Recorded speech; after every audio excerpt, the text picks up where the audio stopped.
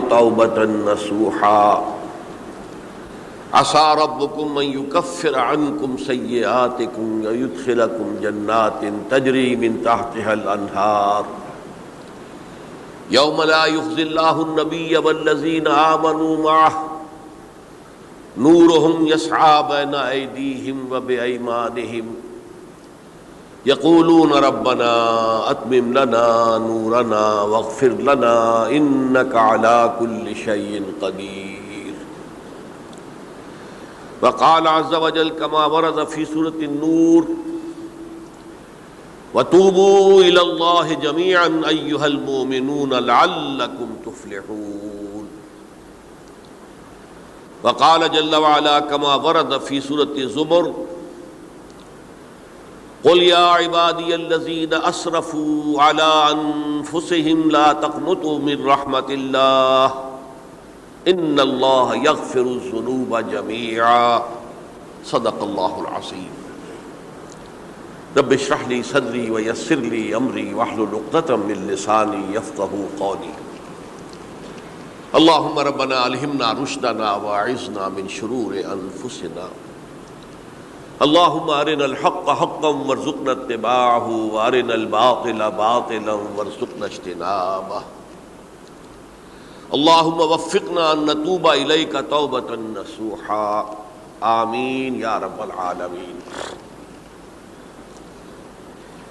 آپ میں سے بہت سے حضرات کے علم میں ہوگا اخباری اطلاع کی بنیاد پر کہ میری آج کی گفتگو کا موضوع ہے توبہ کی عظمت اور اس کی تاثیر.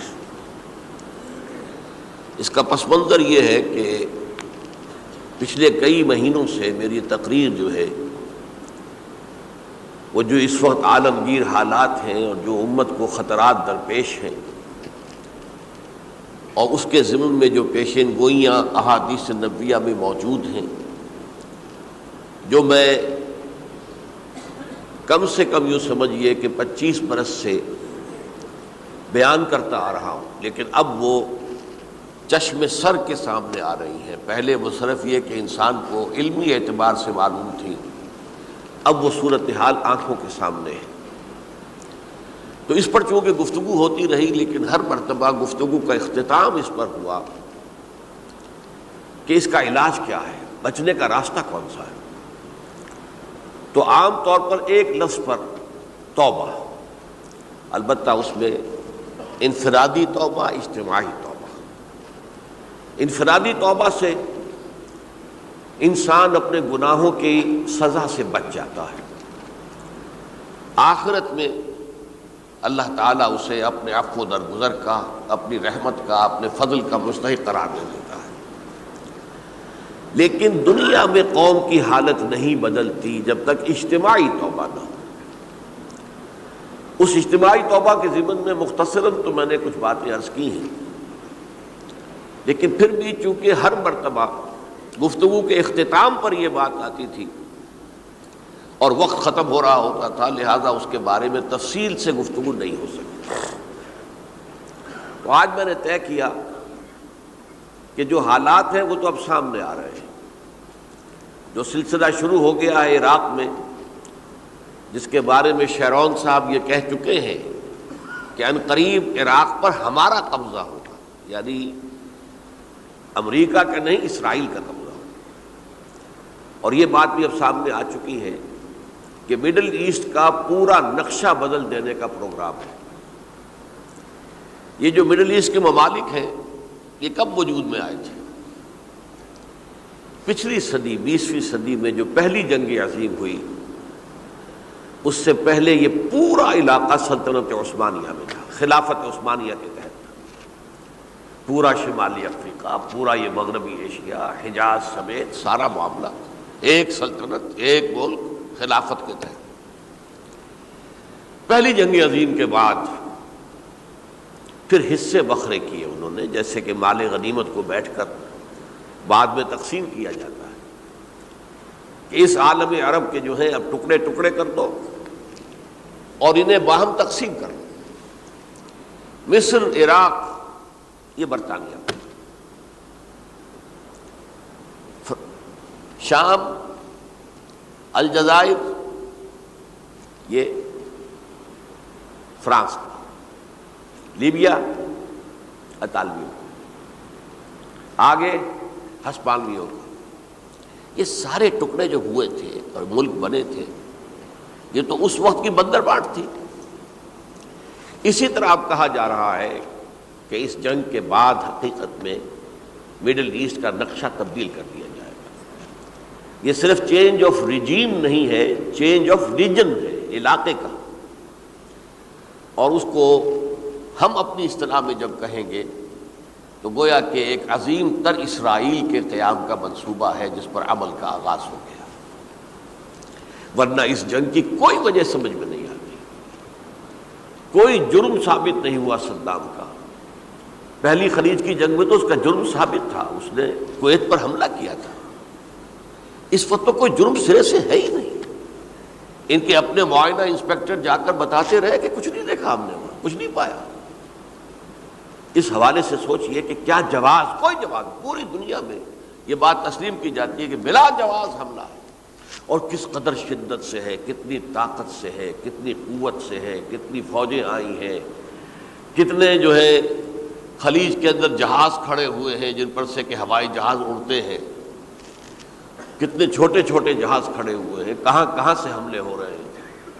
تو اصل میں وہ کتاب الملاحم کے اندر حضور نے جن خبروں کی پیشن گوئی کی تھی وہ اب ہمارے سامنے ہے۔ اسی طرح پاکستان کا معاملہ ہوتے ہوتے رفتہ رفتہ ہمارے گرد گھیرا تنگ ہو رہا ہے۔ ہم پر ایک الزام تو وہ کہتے ہیں کہ آپ چاہے لاکھ دفعہ قسم کھا لیں ہم نہیں مانیں گے، شمالی کوریا کو ایٹمی صلاحیت جو ہے وہ آپ نے فراہم کی، ہمارے پاس ثبوت ہے۔ اس کے بدلے میں ان سے میزائل ٹیکنالوجی آپ نے لی ہے، ہمارے پاس ثبوت ہے۔ اور آپ کشمیر میں کراس بارڈر انفلٹریشن اور ٹیررزم کو روک نہیں سکے، آپ نے نہیں روکا ہے۔ اور یہ جو ہے فنڈامنٹلسٹ جو ہیں آپ کے ملک میں سر اٹھا رہے ہیں، 2 صوبوں میں ان کی حکومتیں بن گئی ہیں، اس سے تو اندیشہ ہے کہ کہیں ایٹمی صلاحیت جو ہے آپ کی وہ ان کے ہاتھ میں نہ چلی جائے، پھر تو وہ القاعدہ اور ٹیررسٹ کے حوالے پہنچ جائے گی۔ لہٰذا حالات جو ہیں بہت دگرگوں ہیں، اور یہی وجہ ہے کہ اس کا عکس ہمیں نظر آتا ہے بھارت کا جو طرز عمل ہے اس وقت، جس طرح تھریٹننگ انداز اس کا اس وقت ہے، اتنا اس سے پہلے کبھی نہیں تھا۔ وہ کہتے ہیں کہ جو اصول امریکہ نے اختیار کیا ہے کہ جس ملک سے مستقبل میں کوئی اندیشہ ہے اس پر پہلے سے حملہ کرنے کا حق حاصل ہے ہمیں، یہ نہیں کہ اس کا کوئی جرم ثابت ہو، ہمیں اندیشہ ہے لہذا ہمیں حملہ کرنے کا حق حاصل ہے، تو اسی طرح پھر ہمیں بھی پاکستان کے اوپر حملہ کرنے کا حق حاصل ہے۔ بہرحال میں ان میں اب زیادہ وقت صرف نہیں کرنا چاہتا، یہ چیزیں تو اب رائٹنگ آن دی وال کی حیثیت سے ہماری نگاہوں کے سامنے ہیں۔ آج میں چاہتا ہوں کہ اس توبہ کے موضوع پر کچھ عرض کروں، اور اس میں بھی ایک خاص بات جس کی طرف کہ میرا ذہن حال ہی میں منتقل ہوا ہے، وہ آج اس میں یوں سمجھیے کہ اضافی طور پر آپ کے سامنے رکھوں گا۔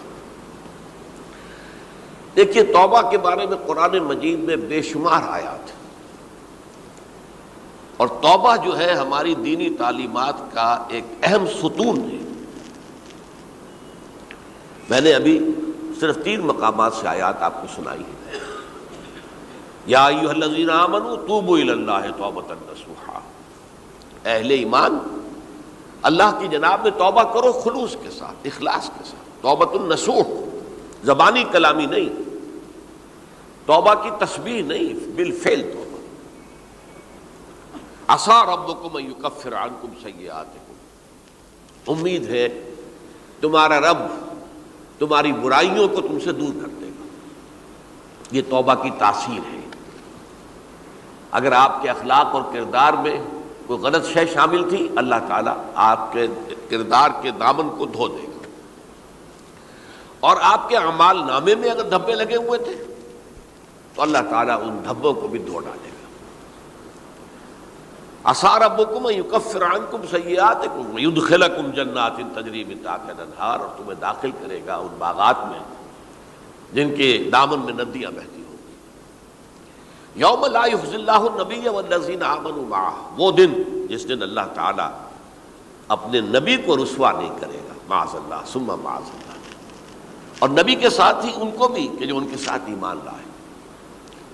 نورہم یسعی بینہم بین ایدیہم و بایمانہم، ان کا نور ان کے سامنے طرف اور داہنی طرف دوڑتا ہوا ہوگا.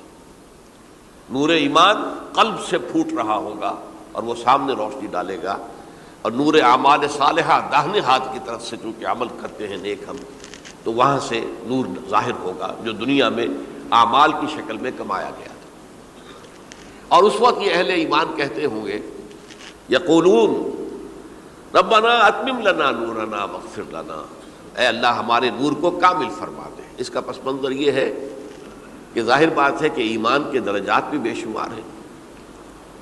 کہاں ابو بکر صدیق کا ایمان، کہاں ایک عام صحابی کا ایمان، کہاں ہم جیسے غیر صحابہ عام مسلمانوں کا ایمان، کہ نسبت خاک رابع عالم پاک، اسی نسبت سے اس نور کی انٹینسٹی ہوگی.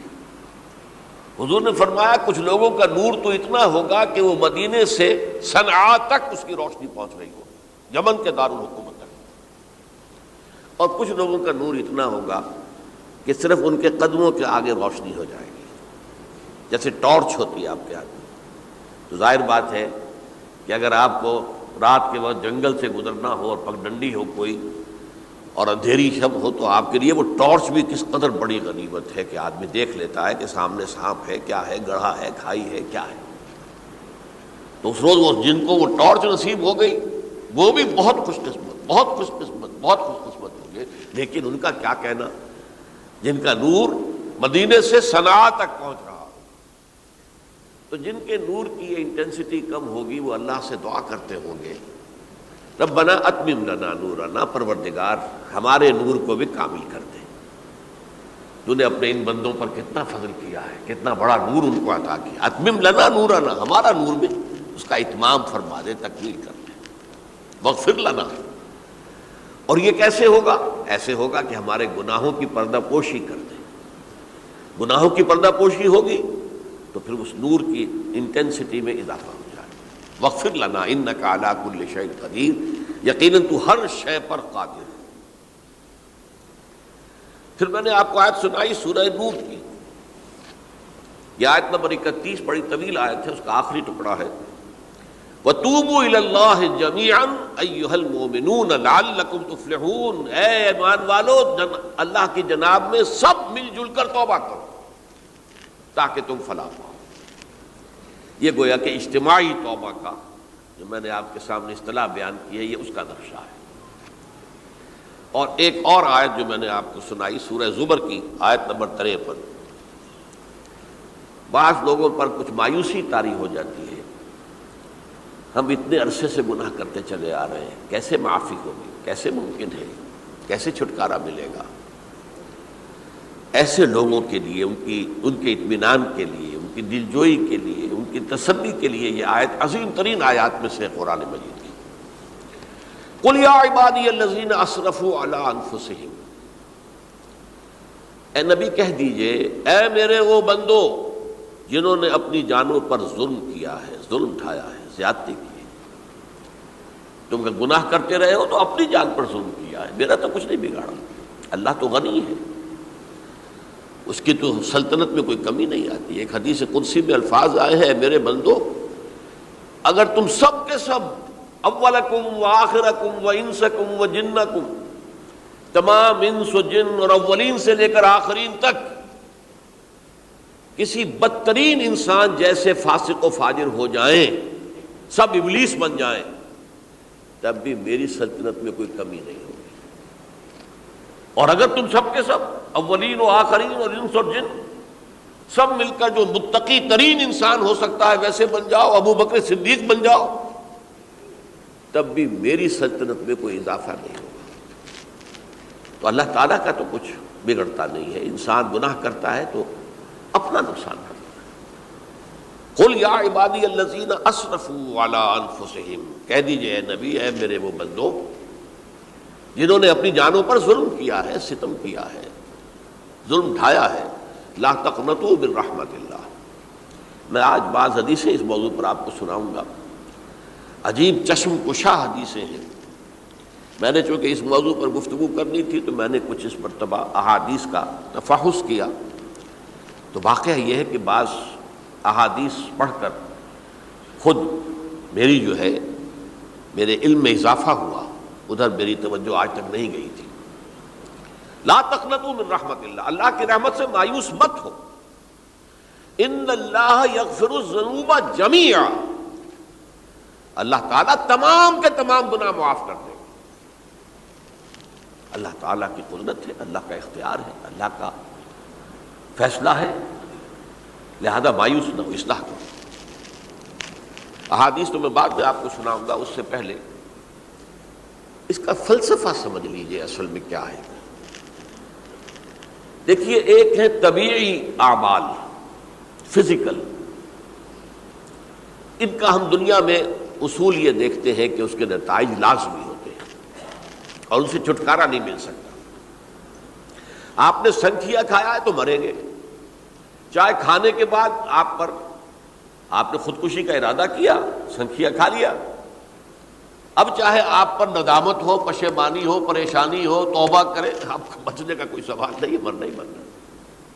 اتنا یہ کہ اللہ تعالیٰ جو ہے اپنی معجزانہ کسی قدرت سے اس عمل کا جو طبعی نتیجہ ہے اس کو نکلنے سے روک دے۔ آگ کی فطرت ہے کہ وہ جلاتی ہے، اللہ کے حکم کے تحت حضرت ابراہیم کو اس نے نہیں جلایا، یا نار کونی بردن وسلام علی ابراہیم۔ لیکن یہ ہمیشہ نہیں ہوتا، یہ تو ایک دفعہ ہو گیا بس۔ اللہ جب چاہے اب بھی کر سکتا ہے، لیکن یہ روز روز نہیں ہوتا۔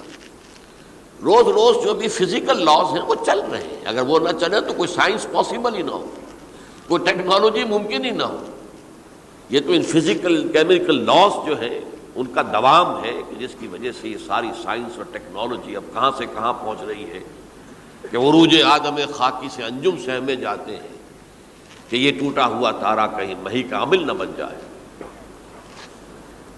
تو یہ توبہ جو ہے فزیکل اعمال میں مفید نہیں ہے، چاہے آپ پر یہ احساس میں کیا کر بیٹھا، کیا میں نے کیا، کیوں میں نے کھا لیا یہ سنکھیا، وہ تو اب اثر کرے گا۔ جو اخلاقی اعمال ہیں ان کا قانون یہ نہیں ہے۔ اخلاقی اعمال کے نتائج ختم ہو جاتے ہیں توبہ کے ساتھ۔ یہ ایک بہت بڑا قانون ہے، بہت بڑا قانون۔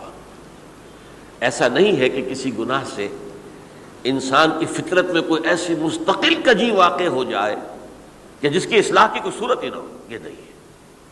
بڑے سے بڑے گناہ، بڑے سے بڑے گناہ توبہ کرو، خلوص دل سے کرو، جو اس کے اصول ہیں، جو اس کے قواعد ہیں، جو اس کے ضوابط ہیں، جو اس کی شرائط ہیں، ان کو پورا کرو۔ تو بڑے سے بڑے اعمال، برے سے برے اعمال، میں حدیثیں آج آپ کو سناؤں گا، حیران کروں، کیونکہ عام طور پر یہی ہوتا ہے کہ مواعظ میں چونکہ لوگوں کو اصلاح کی ترغیب دلانی ہوتی ہے تو وہ جو انذار کا پہلو ہے اسے زیادہ نمایاں کیا جاتا ہے۔ اللہ کی طرف سے شدید ذو انتقام، اللہ انتقام لینے والا ہے، اللہ سزا دینے والا ہے۔ لیکن یہ دوسرا پہلو جو ہے وہ بھی اپنی جگہ پر بہت اہمیت کا حامل ہے کہ طبیعی اعمال کے نتائج اور عواقب اور اخلاقی اعمال کے نتائج و عواقب یہ ایک جیسے نہیں ہیں۔ اب اس معاملے میں تاریخ مذاہب عالم میں جو بہت بڑی غلطی ہوئی، بہت بڑی غلطی ہوئی، بہت بڑی غلطی ہوئی، تورات میں حضرت آدم اور حوا علیہ السلام سے جو غلطی اور خطا ہو گئی تھی، آپ اندازہ کیجئے کیا مقام اللہ نے عطا کیا تھا، سارے فرشتوں کو ان کے سامنے سجدہ کروا دیا تھا، اور ایک ہی حکم تو دیا تھا نا کہ اس درخت کے قریب نہ جانا، اور تو ابھی کوئی شریعت نہیں تھی، کوئی لمبے چوڑے احکام نہیں تھے، کھاؤ جہاں سے چاہو، اس ایک درخت کے پیچھے پاس نہ جانا، وَلَا تَقْرَبَا هَٰذِهِ الشَّجَرَةَ فَتَكُونَا مِنَ الظَّالِمِينَ۔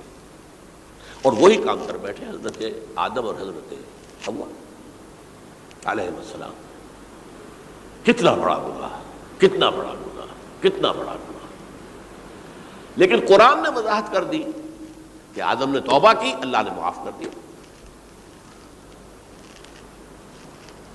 اللہ تعالیٰ سے کلمات سیکھے، ندامت دل میں پیدا ہو گئی حضرت آدم کو، لیکن الفاظ نہیں تھے کن الفاظ میں اللہ سے معافی مانگوں، مجھ سے خطا ہو گئی، بہت بڑی غلطی ہو گئی۔ وہ الفاظ بھی اللہ نے سکھائے، فتلقى آدم من ربہ کلمات، یہ ہے جس میں کہ وہ علامہ اقبال کا ایک شعر ہے ان کے نوجوانی کے دور کا، جس پر میں بھول رہا ہوں کہ داغ دہلوی تھے یا کوئی اور تھے کہ جنہوں نے علامہ سے کہا تھا میاں اس عمر میں اور یہ شعر، اس بڑی محفل میں بات آئی تھی کہ موتی سمجھ کے شان کریمی نے چن لیے قطرے جو تھے میرے عرق انفعال کے۔ انفعال کہتے ہیں عربی میں پشیمانی، شرمندگی، اور عام طور پر جب کسی انسان پر پشیمانی اور شرمندگی طاری ہوتی ہے تو پیشانی جو ہے اس پر کچھ پسینہ سا آتا ہے۔ تو قطرے جو تھے میرے عرق انفعال کے موتی سمجھ کے شان کریمی نے چن لیے، اللہ کی نگاہ میں ان کی اتنی قیمت، ان کی اتنی وقت میرے بندے نے پشیمانی اختیار کی ہے اپنے اس غلط کام کے اوپر، اسے رنج اور افسوس ہو رہا ہے، تو اللہ کی نگاہ میں اس کی یہ عظمت ہے، یہ قدرت ہے۔ تو اللہ تعالیٰ نے جب حضرت آدم کے دل میں وہ پشیمانی پیدا ہو گئی تو الفاظ نہیں تھے، کن الفاظ میں؟ ہم کہتے ہیں نا کہ مجھے سمجھ نہیں آ رہا کہ میں کس منہ سے آپ سے بات کروں، میری یہ حیثیت نہیں ہے میں کن الفاظ میں اپنی جو ہے خطا کا اعتراف کروں۔ تو اللہ نے وہ کلمات خود سکھا دیے، فتلقى آدم من ربہ کلمات فتاب علیہ انہ هو التواب الرحیم۔ یہ چیز کہیں تورات جب دوبارہ مرتب ہوئی ہے تو وہ نکل گئی، اس میں رہ گئی، باقی اس میں شامل نہیں ہوئی۔ یہ تاریخی اعتبار سے جان لیجئے، تورات جو ہے وہ آج سے 2500 بلکہ 2600 برس قبل سے دنیا سے غائب ہے۔ یہ تورات کا جو نسخہ تھا یروشلم میں 587 قبل مسیح میں جب نبوکدنضر نے، شاید آج کل آپ دیکھ رہے ہوں یہ عراق کی جنگ میں عراق کے جو خاص ڈویژنز ہیں عراقیوں کے ریپبلکن گارڈز کے، ان میں سے ایک کا نام جو ہے وہ نبوکدنضر ڈویژن ہے، ایک کا حمورابی ڈویژن ہے۔ حمورابی جو ہے عراق کا بہت پرانا بادشاہ تھا اور تاریخ انسانی میں سب سے پہلا قانون اس نے مرتب کیا تھا۔ حمورابی یہ بہت پرانی تہذیب ہے، دنیا کی غالباً سب سے زیادہ اینشنٹ تہذیب جو ہے وہ عراق کی ہے۔ حضرت ابراہیم یہیں پیدا ہوئے شہر عور میں۔ تو نبوکدنضر نے جب تباہ کیا تھا یروشلم کو، 6 لاکھ آدمیوں کو قتل کیا اور 6 لاکھ کو قیدی بنا کر لے گیا بیبیلونیا، بابل کا لفظ بھی آج کل آ رہا ہے۔ کسی زمانے میں وہ عظیم شہر تھا دنیا کا، اب وہ معمولی سا شہر رہ گیا ہے، نئے شہر بڑھ گئے۔ تو اس وقت سے اس نے جب یروشلم میں جو ہیکل سلیمانی حضرت سلیمان کی بنائی ہوئی مسجد تھی اس کو جب گرایا ہے، اس کے بعد سے وہیں پر وہ نسخہ رکھا ہوا تھا تورات کا، پھر دنیا میں وہ نسخہ اب نہیں ہے۔ یہودیوں کا کہنا ہے کہ موجود ہے مسجد اقصیٰ کے نیچے، وہ جب اس نے گرایا تھا تو جو نیچے تہخانے تھے وہ نہیں گرے تھے، وہ محفوظ رہتے، اوپر ملبہ آ گیا، اور وہیں پر وہ تورات اور وہ تابوت سکینہ جس میں حضرت موسیٰ کا عصا بھی رکھا ہوا ہے اور بہت سے وہ من اور سلوہ کے بھی کچھ نمونے رکھے ہوئے ہیں، وہ تابوت سکینہ اس کا قرآن مجید میں سورہ بقرہ میں ذکر ہے، وہ بھی موجود ہے، اور جو ربائی وہاں اس وقت تھے ان کے علماء، ان کی لاشیں بھی وہاں پڑی ہوئی ہیں۔ وہ جب ہم کھدائی کریں گے تو دنیا میں سامنے آ جائے گی۔ لیکن بہرحال اس وقت جو مجھے کہنا تھا وہ یہ کہ چونکہ اصل تورات اس وقت گم ہو گئی، 150 سال کے بعد اسے پھر یادداشتوں سے کچھ مرتب کیا گیا تو اس میں غلطیاں پیدا ہو گئی۔ اب انسانی یادداشت کا معاملہ آ گیا، انہی میں سے ایک بڑی غلطی یہ ہوئی، اومیشن یہ ہوئی کہ حضرت آدم نے جو توبہ کی اور اللہ نے قبول فرما لیا، اس کا ذکر اس میں نہیں ہے۔ اس سے نتیجہ عیسائیوں نے کیا اختیار کیا کہ وہ اوریجنل سن کہتے ہیں اسے، وہ جو ابتدائی گناہ تھا عظیم جو ہمارے جد امجد آدم سے سرزد ہوا تھا، اس گناہ کا اثر جو بھی بچہ نسل آدم میں پیدا ہوتا ہے وہ لے کر آتا ہے۔ یہ زمین و آسمان کا فرق ہے۔ اسلام کے نزدیک ہر بچہ جو پیدا ہوتا ہے وہ معصوم ہے، بلکہ مسلم ہے۔ کل مولود یولد علی الفطرہ، جو بھی بچہ پیدا ہوتا ہے وہ فطرت اسلام پر پیدا ہوتا ہے۔ فَأَبَوَاهُ يُهَوِّدَانِهِ أَوْ يُمَجِّسَانِهِ أَوْ يُنَصِّرَانِهِ، یہ تو والدین ہیں اس کے جو اسے مجوسی یا عیسائی یا یہودی بنا لیتے ہیں، ورنہ وہ تو مسلمان ہوتا ہے، فطرت کی کلین سلیٹ لے کر آتا ہے۔ عیسائیت کہتی ہے ہر انسان جو پیدا ہوتا ہے بنیادی طور پر گناہگار ہے، اپنے جد امجد کے گناہ کا بوجھ لے کر آ رہا ہے۔ اب اس کا علاج انہوں نے پھر کیا تجویز کیا، یہ ہے کہ ایک غلطی پر دوسری غلطی اور دوسری پر تیسری غلطی، خشت اول چون حد معمار کج، تاثریہ بھی رود دیوار کج۔ اب اللہ نے جب دیکھا اب تو ہر بندہ جو ہے آدم کی اولاد کا بنیادی طور پر پیدائشی طور پر گناہ گار ہے، تو اب کیا کیا جائے؟ تو اللہ نے اپنا اکلوتا بیٹا، صلبی بیٹا مسیح یسوع اسے زمین پر بھیجا۔ یہ الفاظ میرے ہیں کہ اسے قربانی کا بکرا بنا کر اور ان سب کی طرف سے قبول کر لیا، گناہ گاروں کی طرف سے، کہ ان کے گناہ کا کفارہ ہو جائے گا جو عیسیٰ کو مان لے۔ یہ عقیدہ ہے عیسائیت کا۔ جڑ کیا ہے کہ گناہ ہو گیا تو گناہ کا اثر تو رہے گا۔ قرآن یہ کہتا نہیں، اللہ دھو دیتا ہے، تمہاری سیرت و کردار کے اوپر بھی جو داغ ہیں دھل جائیں گے، اور تمہارے نامہ اعمال میں جو دھبے ہیں وہ بھی دھل جائیں گے۔ توبہ کرو، توبوا الی اللہ توبۃ نصوحا، کرو وہ توبہ کے جو بالکل خلوص دل کے ساتھ ہو۔ اب میں ذرا آپ کو کچھ احادیث سنانا چاہتا ہوں۔ ایک طرح کا یہ تبشیر کا پہلو ہے آج ہماری گفتگو میں کہ جو نمایاں ہوگا۔ یہ بعض احادیث تو چھوٹی چھوٹی ہیں اور یہ بہت مرتبہ میری گفتگو میں آ چکی ہیں، صرف اس وقت حوالہ دے کر گزر جاؤں گا۔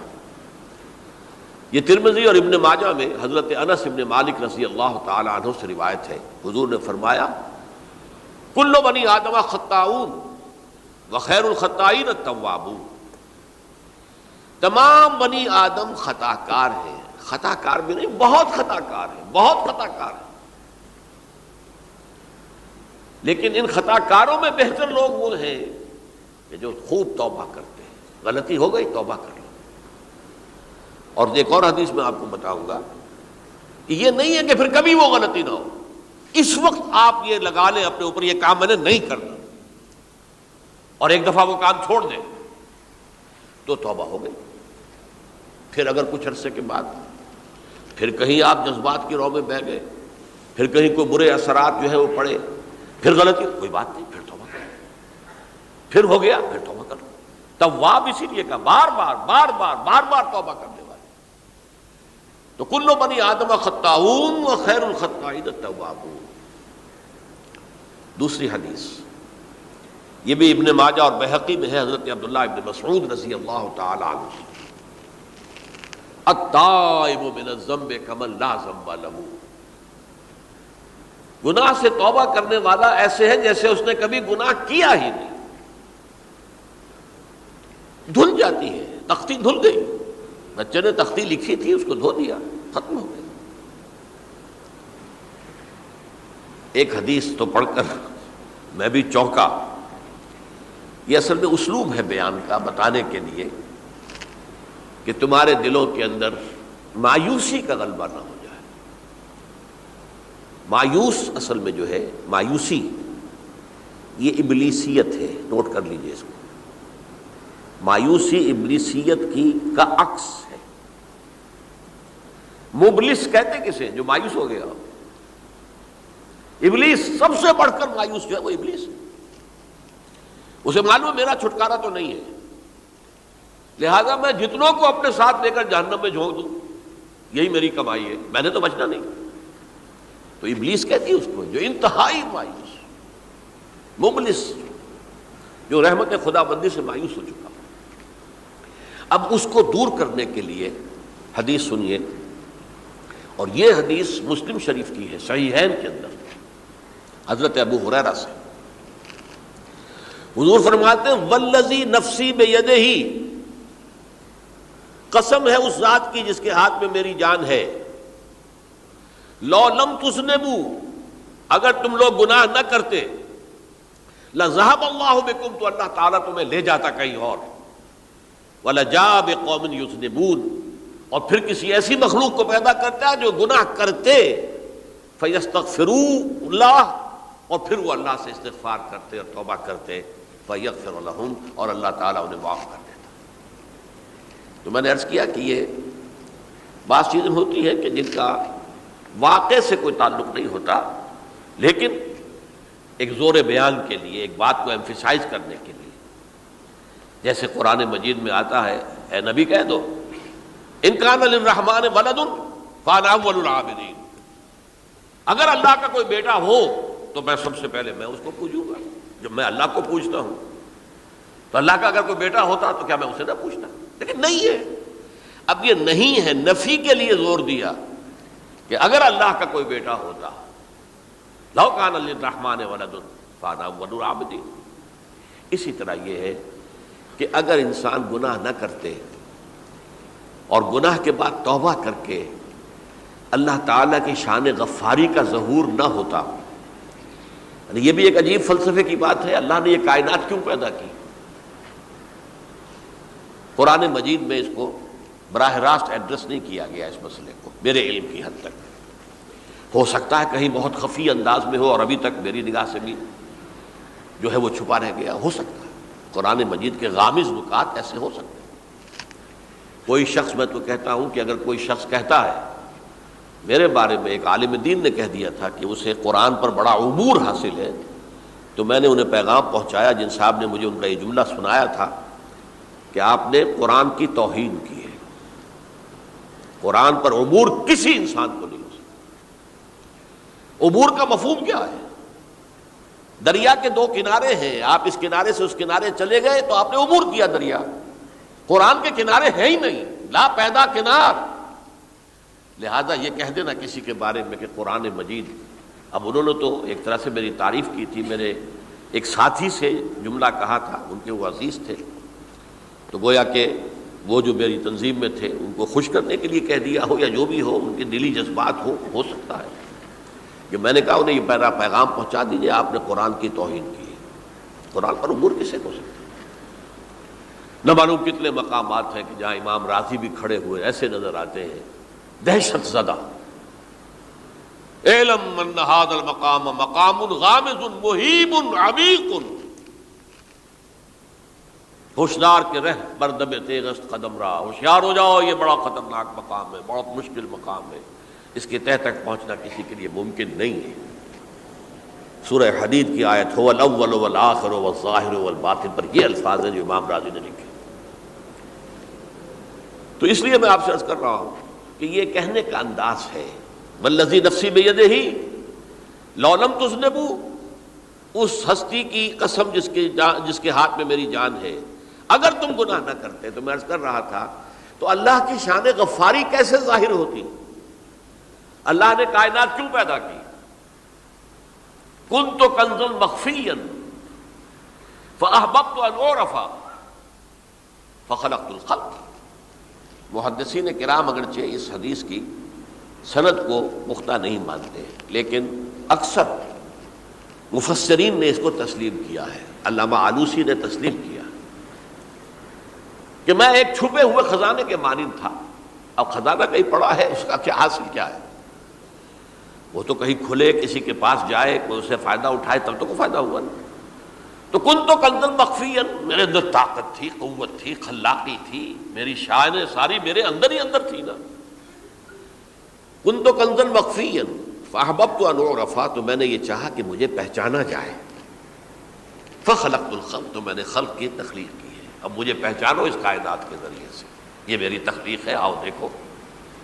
ایک مصور اپنی تصویروں کی نمائش لگا، دیکھو میرے شاہکار، آؤ دیکھو، یہ میرے فن کے کمال کے نمونے، آؤ دیکھو۔ تو یہ ہے سب، دیکھو زمین آسمان، ان فی خلق السماوات والارض واختلاف اللیل والنہار والفلک التی تجری فی البحر بما ینفع الناس وما انزل اللہ من السماء من ماء فاحیا بہ الارض من بعد موتہا۔ یہ ساری آیات ہیں، غور کرو۔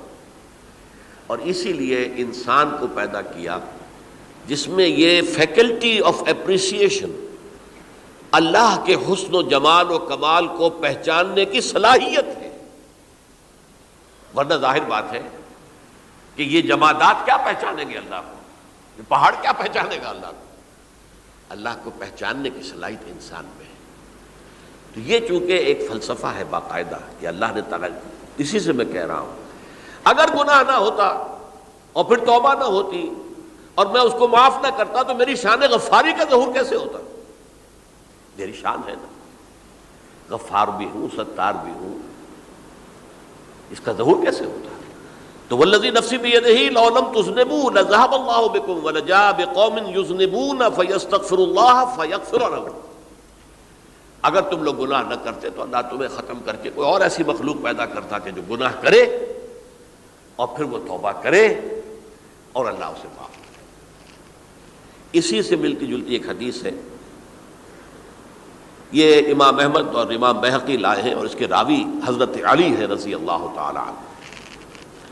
ان اللہ یحب العبد المؤمن المفتن التواب، اللہ تعالیٰ کو بہت محبت ہے، یحب۔ اب دیکھیے ایک طرف وہ آیات ذہن میں لائیے، اللہ تعالیٰ کن سے محبت کرتا ہے؟ واللہ یحب المحسنین،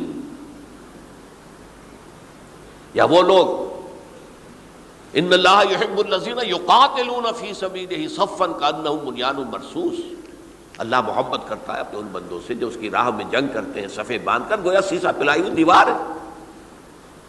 یہ ہے مثبت کام، نیک کام، محسنین، اللہ کی راہ میں قتال کرنے والے۔ یہاں اس کے برعکس کہا جا رہا ہے ان اللہ یحب، اللہ تعالیٰ محبت کرتا ہے اپنے اس بندے سے، العبد المومن، جو مومن ہو۔ اس کی ایک اور بڑی پیاری حدیث آئے گی، المفتن التواب، جو بہت فتنوں میں مبتلا ہو جاتا ہو اور پھر بہت توبہ کرتا ہو، مفتن التواب، لیکن ساتھ ہی پلٹتا ہو، رجوع کرتا ہو، پھر اللہ کے حضور میں حاضر ہوتا ہو، پھر معافی مانگتا ہو۔ اللہ تعالیٰ کو اپنا ایسا بندہ بہت پسند ہے۔ اب میں کچھ اور حدیثیں آپ کو سنا رہا ہوں۔ توبہ کا دروازہ دو اعتبارات سے کہا گیا ہے کہ ایک وقت آنے پر بند ہو جاتا ہے۔ ایک حدیث کے تو الفاظ میں نوٹ کر کے نہیں لایا ہوں کہ اللہ تعالیٰ نے توبہ کا ایک دروازہ اتنا چوڑا کھلا رکھا ہوا ہے کہ جس کو عبور کرنا جو ہے وہ سال ہا سال میں ممکن ہو، اور یہ بند نہیں ہوتا جب تک کہ سورج مغرب سے طلوع نہ ہو جائے۔ یہ قیامت کی جو آخری، قریب قیامت کی جو آخری نشانیاں ہیں ان میں سے ہے۔ وہی حدیث میں آپ کو سنا رہا ہوں، عن ابی ہریرہ رضی اللہ تعالی عنہ، اور یہ مسلم شریف کی روایت ہے،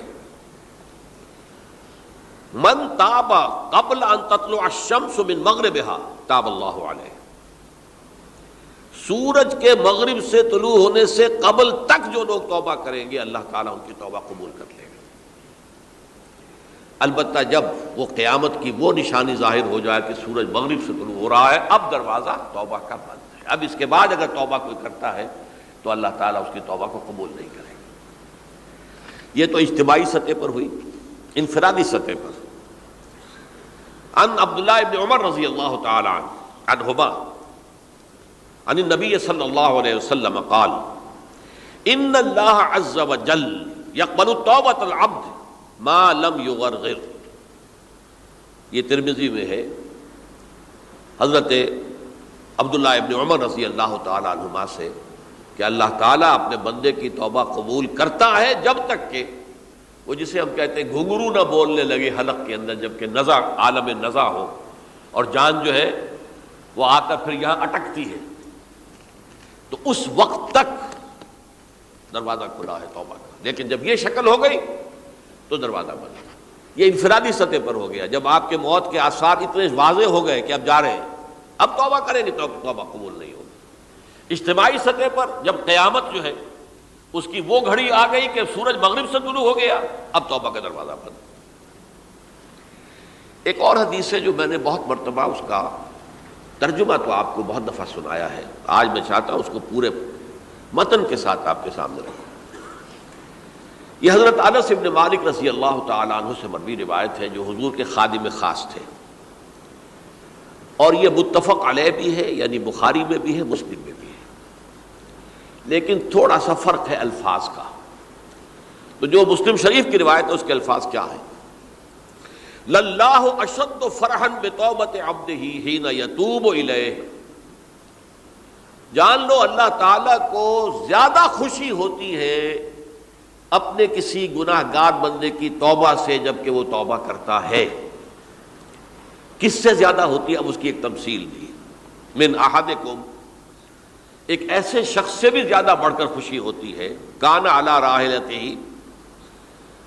بارض الفلات، کہ جو بہت ہی دور دراز کے اور سنسان علاقے میں سفر کر رہا تھا، فانتحرفت منہ، اس کی سواری جو ہے گم ہو گئی، وعلیہا طعامہ وشرابہ، اسی پر اس کا کھانا بھی تھا اور پانی بھی تھا، اونٹنی پر سفر کر رہا تھا، اسی پر ہوتا ہے راحلہ جو ہے راستے کا سامان، اچانک کہیں بیٹھا ہے تھوڑی دیر کے لیے سستانے کے لیے، کہیں اونگ آ گئی اور اونٹنی صاحبہ غائب ہو گئی۔ اب آنکھ کھلی اور اس نے دیکھا، فَأَيَّسَ مِنْهَا، تلاش کر کر کے مایوس ہو گیا، کہیں اونٹنی کا سراغ نہیں۔ اب ظاہر بات ہے کسی صحرا میں یہ کیفیت، اس کا مطلب کیا ہے؟ یقینی موت۔ فَأَتَى شَجَرَةً فَاسْتَجَعَ فِي ظِلِّهَا وَقَدْ أَيَسَ مِنْ رَاحِلَتِهِ، تو وہ ایک درخت کے نیچے اس کے سائے میں آ کے لیٹ گیا، گویا کہ موت کی امید میں۔ فَبَيْنَهُمَا وَهُوَ كَذَلِكَ إِذْ هُوَ بِهَا قَائِمَةٌ عِندَهُ، اس کی کہیں دوبارہ آنکھ لگی ہے، جو کھولا تو دیکھتا ہے اونٹنی تو موجود ہے، کھڑی ہے، تو وہ فوراً اس کی وہ جو رسی ہے وہ پکڑتا ہے، فَأَخَذَ بِخِتَامِهَا ثُمَّ قَالَ مِنْ شِدَّةِ الْفَرْحِ، اب جو اسے مسرت ہوئی اس کا آپ اندازہ کر سکتے ہیں، ایک یقینی موت کا معاملہ آ چکا تھا، اور اچانک اللہ تعالیٰ نے وہ کھوئی ہوئی اونٹنی جو ہے وہ واپس دلا دی۔ تو وہ کہنا تو یہ چاہتا تھا، اللہ تو میرا رب ہے، میں تیرا بندہ ہوں، لیکن جسے ہم کہتے ہیں کہ خوشی کی انتہا فرط مسرت میں ایسی زبان لڑکھڑائی، اس نے کہا اللہم انت عبدی وانا ربک، اے اللہ تو میرا بندہ ہے، میں تیرا رب ہوں، یہ کہہ بیٹھا۔ تو یہ کیا ہے؟ فرط مسرت جسے آپ نے، خوشی کی انتہا، کہ جس میں انسان جو ہے اتنی بڑی خطا کر بیٹھتا ہے۔ اللہ کو اپنے کسی گناہ گار بندے کی توبہ سے اس سے بھی زیادہ خوشی ہوتی۔ اب ظاہر بات ہے کہ یہ تماثیل کس لیے ہے؟ بعض لطائف، بعض حقائق اتنے لطیف ہوتے ہیں کہ ان کو بیان نہیں کیا جا سکتا بتمام و کمال، تو مثالوں کا سہارا لیتے ہیں۔ اللہ کو کتنی خوشی ہوتی، کیا سمجھیں گے ہم؟ لہذا یہ مثال تو سمجھ میں آ گئی نا، کہ ایک لقودق صحرا میں انسان سفر کر رہا تھا، ایک ہی اونٹنی ہے، اسی پر اس کا پانی ہے، اسی پر اس کا کھانا ہے، کہیں ٹھہرا ہے تھوڑی دیر کے لیے اور اونٹنی غائب ہو گئی، اور اس کے بعد تلاش کر کے شمال مغرب جنوب ہر طرح دیکھ لیا، اب تک کہیں اونٹنی کا سراغ نہیں، اب موت کے انتظار میں لیٹ گیا کہ اچانک دیکھتا ہے کہ اونٹنی موجود ہے، تو وہ اس شدت فرح میں یہ کہہ بیٹھتا ہے اللہم انت عبدی وانا ربک انا للہ و انا الیہ راجعون۔ اب دیکھیے ایک حدیث وہ آ رہی ہے، اور اس کو یوں سمجھیے، اللہ تعالیٰ نے جو انسان پیدا کیے ہیں ان کے مزاج مختلف ہیں۔ ان میں کچھ لوگ ہوتے ہیں جو قوی ہوتے ہیں ارادے کے، جو فیصلہ کر لیا ڈٹ گئے، کچھ لوگوں میں وہ قوت ارادی اتنی مضبوط نہیں ہوتی، وہ ادھر ادھر سوچتے رہتے ہیں، کچھ لوگ جسمانی طور پر بہت توانا ہوتے ہیں، کچھ لوگ جسمانی طور پر پیدائشی طور پر کمزور ہوتے ہیں۔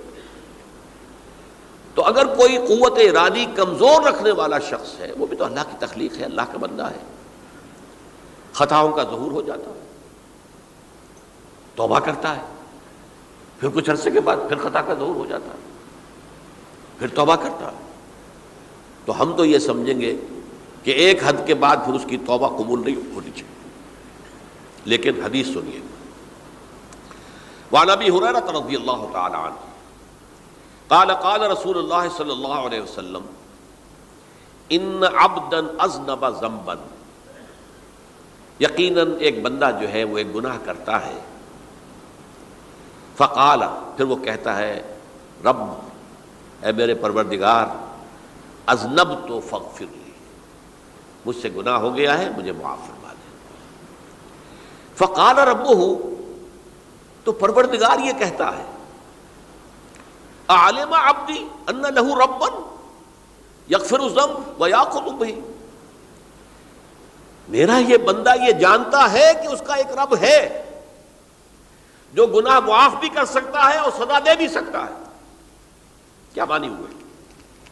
گناہ اس نے کیا ہے لیکن جانتا ہے اللہ کو کہ وہ معاف بھی فرما سکتا ہے، تبھی تو وہ اللہ سے معافی کی درخواست کر رہا ہے۔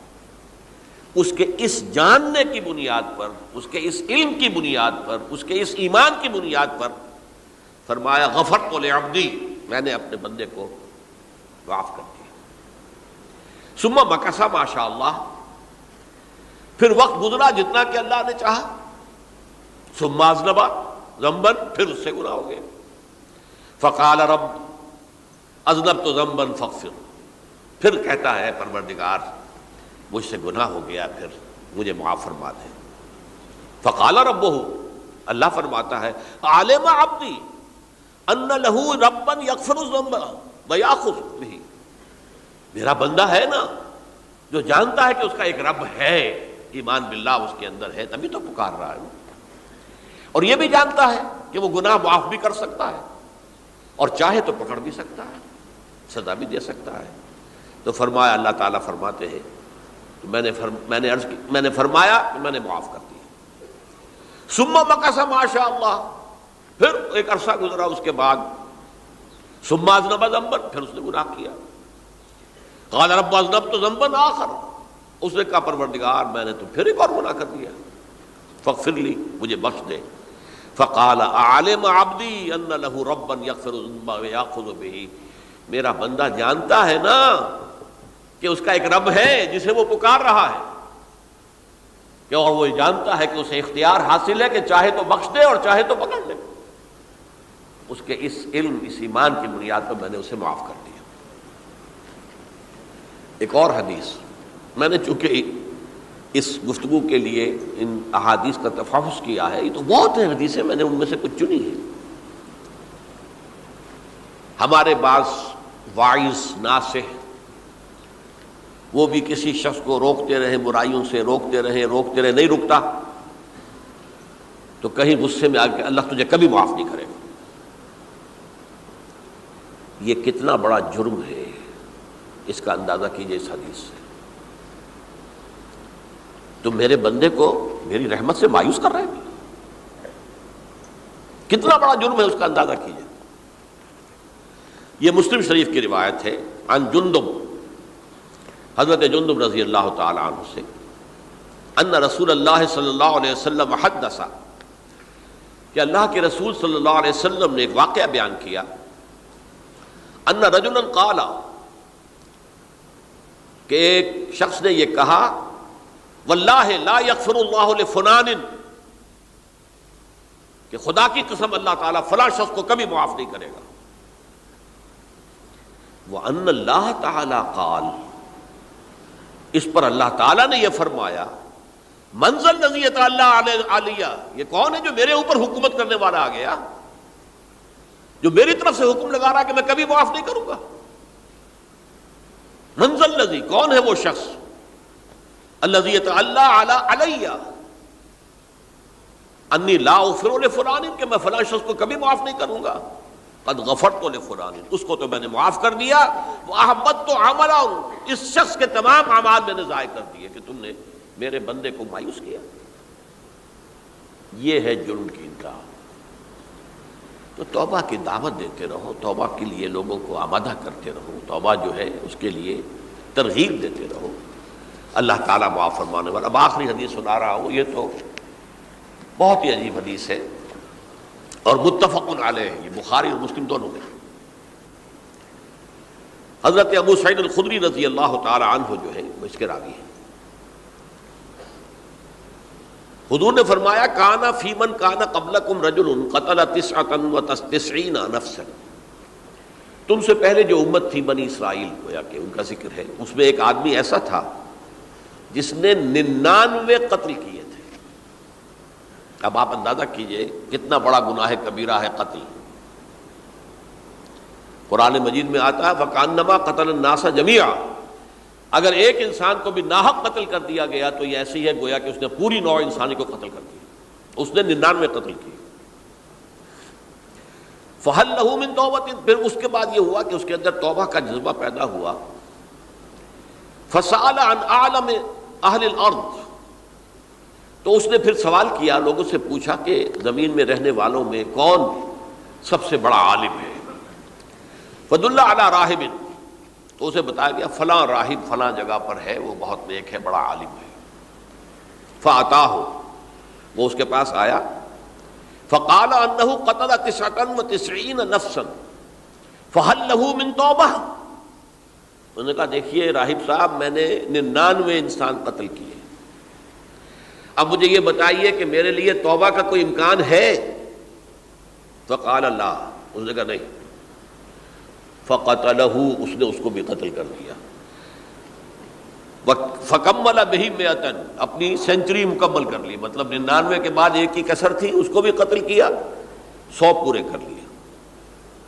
ثم سأل عن عالم اہل الارض. پھر اس نے پوچھا کوئی اور، کوئی بڑے عالم انسان ہو. فدل علی رجل عالم. پھر اس کی رہنمائی کی گئی ایک بڑے عالم شخص کی طرف.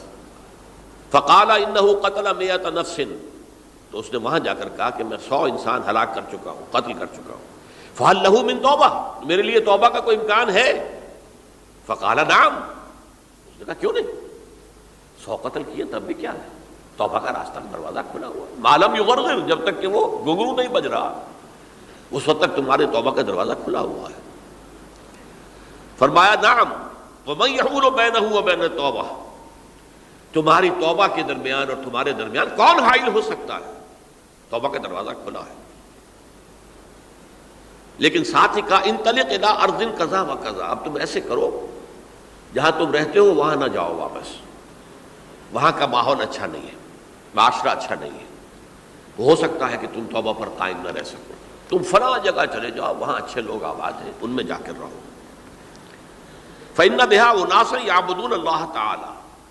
وہاں ایسے لوگ آباد ہیں جو اللہ کی بندگی کرتے ہیں. فاعبد اللہ معهم. تو تم ان کے ساتھ مل کر اللہ کی بندگی اور پرستش کرو. ولا ترجع الى ارضک. اپنی زمین کی طرف، اپنے وطن میں واپس مت جاؤ. فإنها ارض سوء. وہ بری جگہ ہے. فانطلقا. تو وہ چل پڑا، ہجرت کر رہا ہے، اس جگہ جا رہا ہے جہاں کا راہب نے بتایا تھا. حتی اذا نصف الطریق. جب آدھا راستہ اس نے پورا کر لیا، اتاہ الموت. موت آ گئی. فاختصمت فیہ ملائکۃ الرحمت و ملائکۃ العذاب. اب وہ جہنم کے فرشتے بھی آ گئے اس کی جان قبض کرنے کو، اور جنت کے بھی آ گئے. فقالت ملائکۃ الرحمہ. رحمت والے جو فرشتے ہیں جنت والے، انہوں نے کہا جا تائبا مقبلا بقلبہ اللہ تعالی. یہ شخص توبہ کر کے اللہ تعالیٰ کی طرف ہجرت کر رہا تھا، اس لیے اس کی نیت کی بنیاد پر اب یہ جنتی ہے، لہذا اس کی روح ہم قبض کریں گے.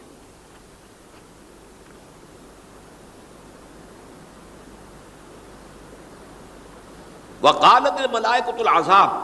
اور وہ جو عذاب والے فرشتے ہیں وہ کہیں گے انہ لم یعمل خیرا قط. اس نے توبہ کے بعد کوئی نیک عمل تو کیا ہی نہیں، تو کس بنیاد پر اس کو تم جنت میں لے جاؤ گے؟ اس کو تو دوزخ میں جانا چاہیے. فاتاہ ملک فی صورت آدمی. تو ان کے پاس اللہ نے ایک اور فرشتے کو بھیج دیا، آدمی انسانی شکل کے اندر. فجعلوہ بینہم. تو ان فرشتوں نے کہا بھائی ہمارا فیصلہ کرا دو، اس کی روح ہم لینا چاہتے ہیں یا ہم لینا چاہتے ہیں. انہیں حکم بنا لیا. فقال قیسوا ما بین الارضین فإلی ایتہما کان اقرب. کہ تم فاصلہ ناپ لو جہاں سے وہ چلا ہے اور جہاں جا رہا تھا، اور یہاں اس کی موت ہو رہی ہے، تو کون سا فاصلہ زیادہ ہے.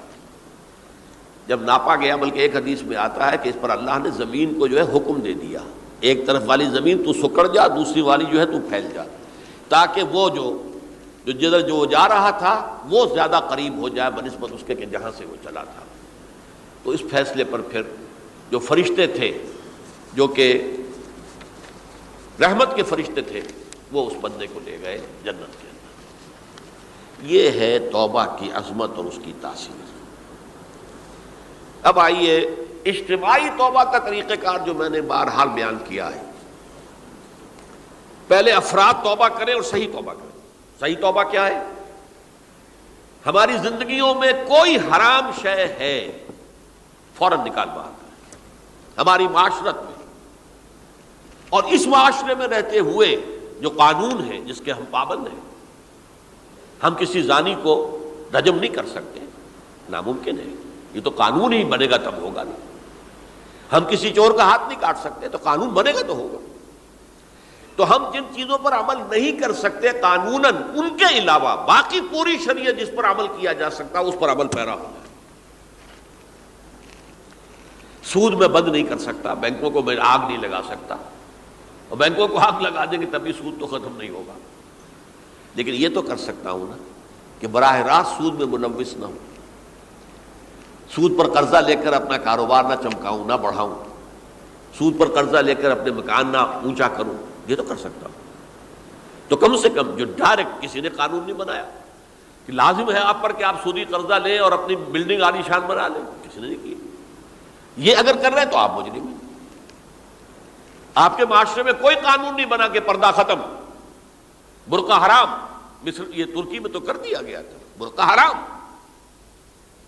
وہاں تو سر کو اوپر جو ہے ڈھانپنا جو ہے، سکارف لینا بھی ممنوع ہے، یہاں تو نہیں ہے۔ پھر یہاں جنہوں نے چھوڑا ہے مجرم خود ہے۔ یہاں تو اللہ کا شکر ہے کوئی ایسا مصطفیٰ کمال پیدا آج تک نہیں ہوا ہے کہ جس نے ان چیزوں کا حکم دیا۔ ہاں ترغیب ہے، ذرائع ابلاغ کے ذریعے سے، فحاشی ہے، اریانی ہے، لیکن چوز آپ خود کرتے ہیں، فیصلے کا اختیار آپ کا اپنا ہے۔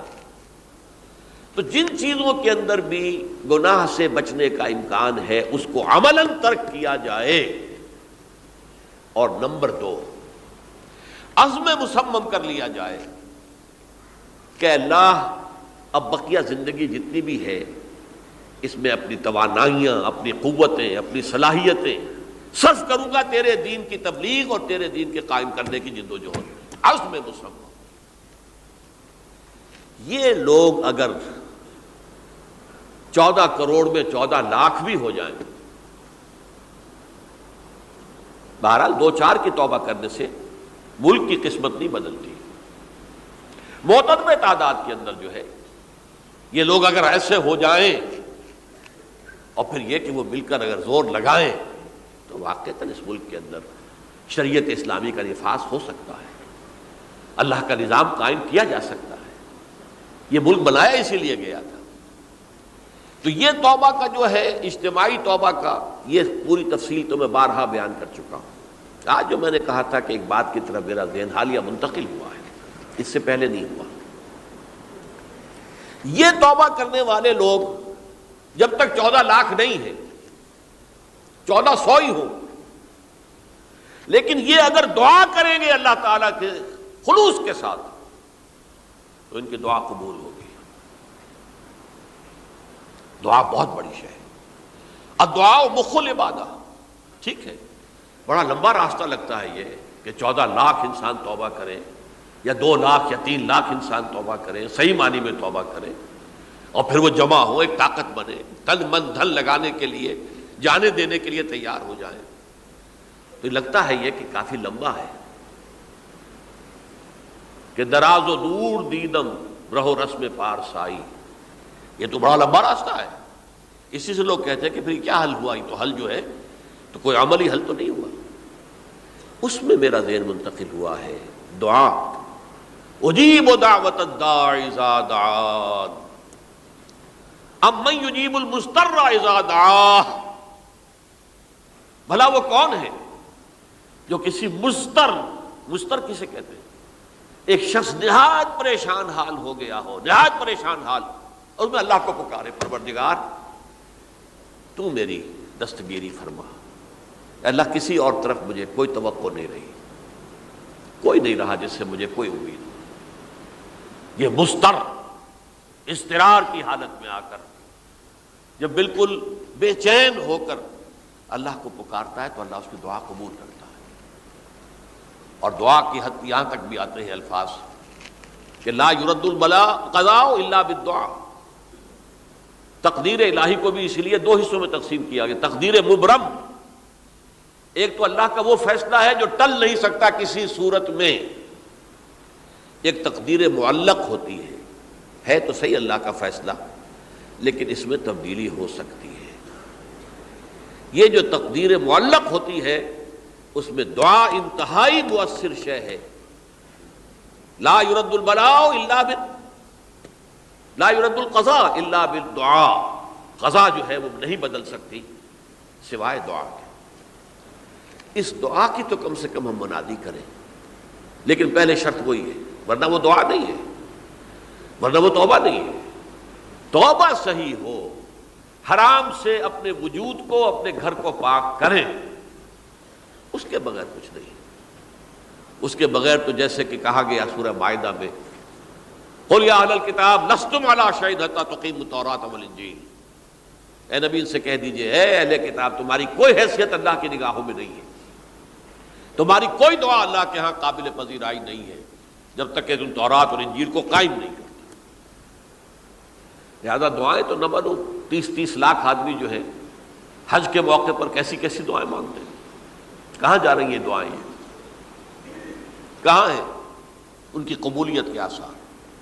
توبہ صحیح ہو. اور توبہ کے بارے میں آج میں نے امکانی حد تک آپ کے سامنے آج ترغیب و تشویق کا پہلو رکھا ہے. مایوسی، اس کو کہا بھی جاتا ہے مایوسی کفر ہے. اور میں نے آپ سے کہا آج کہ لا تقنطوا من رحمت اللہ ان اللہ یغفر الذنوب جميعا. 99 قتل کیے ہوں، 100 قتل کیے ہوں، تب بھی توبہ کرو گے تو اللہ توبہ قبول فرمائے گا. اور کس شان کے ساتھ قبول فرمائے گا اس حدیث کے اندر آیا، متفق علیہ حدیث صحیح بخاری اور صحیح مسلم کے اندر ہے. تو اگر ہم اس توبہ کی منادی کریں نمبر 1، اور جو لوگ توبہ کریں صحیح معنی میں، ایک طرف تو وہ جد و جہد شروع کر دیں اللہ کے دین کے قائم کرنے کی جد و جہد، اس میں پیچھے نہ رہیں، لیکن اس اثناء میں جو دعائیں وہ کریں گے، اللہ تو نے یہ ملک ہمیں عطا کیا تھا، ہم نے اپنے زور بازو سے اسے نہیں حاصل کیا، یہ سلطنت خدا داد پاکستان ہے، اور اے اللہ اے خاص ہے خاصان رسول وقت دعا ہے، امت پہ تیری آ کیا جب وقت پڑا ہے. میں اپنے احساسات جو ہیں آپ کے سامنے الفاظ میں بیان نہیں کر سکتا.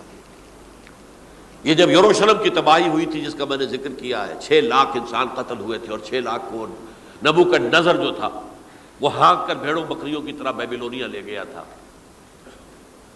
اس سے پہلے کتنے ہی نبی اہل کتاب کے وہ کہتے رہے تھے کہ ہوش کرو، توبہ کر لو. بلکہ ایک جگہ کے الفاظ یہ ہیں، درخت کی جڑ پر کلہاڑا رکھا جا چکا ہے، اب بھی ہوش میں آ جاؤ. ہوش میں نہیں آئے. دنیا پرستی جو بھی ان کے نفس پرستی جو بھی ان کے اوپر مسلط ہو چکی تھی، اس نے انہیں توبہ نہیں کرنے دی. تباہی و بربادی ہو گئی. آج ہماری نگاہوں کے سامنے عراق کے ساتھ کیا ہو رہا ہے، بغیر اس کے کہ کوئی جرم ہو سکتا، بغیر اس کے. ہم تو بڑے بڑے جرم کر چکے ہیں ان کی نگاہ میں. نان پرولیفریشن ٹریٹی جو ہے اس کے خلاف ہمارا عمل جا رہا ہے پوری دنیا کے اندر. انہوں نے کہا کہ ہم اس کو ایٹمی صلاحیت کو نہیں پھیلنے دیں گے. وہ ایک خاص وقت میں افغانستان میں انہیں ہماری ضرورت تھی، اپنے اصل دشمن USSR اپنے مقابل کی طاقت کو ختم کرنے کے لیے. اس وقت انہوں نے اپنا منہ جو ہے پھیر لیا تھا، نہیں دیکھا تھا، اور ہمارے ہاں اللہ کی یہ رحمت آ گئی کہ ایٹمک صلاحیت بھی حاصل ہو گئی. اور پوری دنیا میں شاہ عبداللہ نے کہا تھا، پرنس عبداللہ نے، کہ یہ آپ کا نہیں ہے. یہ جو نواز شریف صاحب سے جب اس کا ہم نے دھماکہ کیا ہے، یہ بم آپ کا نہیں ہے، یہ پوری امت مسلمہ کا بم ہے. کیسے یہ برداشت کر سکتے ہیں یہودی اور یہودیوں کے اعلی کار عیسائی، خاص طور پر پروٹیسٹنٹس، ویسپ، وائٹ اینگلو سیکسن پروٹیسٹنٹس. تو سمجھ لیجئے کہ پاکستان کی جڑوں پر بھی تیشہ رکھا جا چکا. یہ میرے احساسات کی اس سے کم میں تعبیر ہو نہیں سکتی، لیکن اب بھی امکان ہے، اب بھی امکان ہے، اب بھی امکان ہے. توبہ کرو، توبہ کراؤ، مل جل کر طاقت بنو، کوشش کرو کہ یہاں اسلام کا نظام آ جائے. اور اس اسنا میں بھی دعا کرو اللہ تعالیٰ سے کہ اللہ ہمیں مہلت عطا فرما دے، ہمیں کچھ اور مہلت عطا فرما دے، اے اللہ ہمیں کچھ اور مہلت عطا فرما دے۔ بارک اللہ لی ولکم فی القرآن العظیم ونفعنی وإیاکم بالآیات والذکر الحکیم۔